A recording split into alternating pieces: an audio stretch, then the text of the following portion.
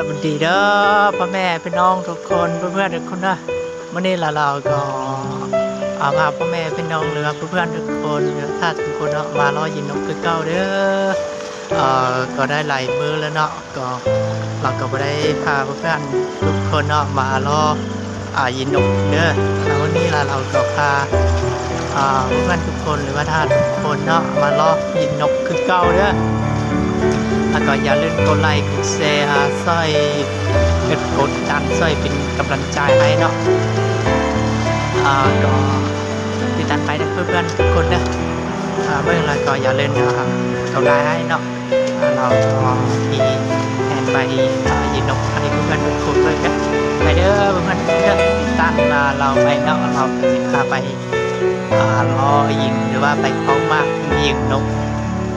ไปเพื่อนๆทุกคนเบิ่งนะไปได้เพื่อนๆทุกคนเด้อไปเด้อติดตามไปนะมีนกไหลเนาะไปติดตามเลย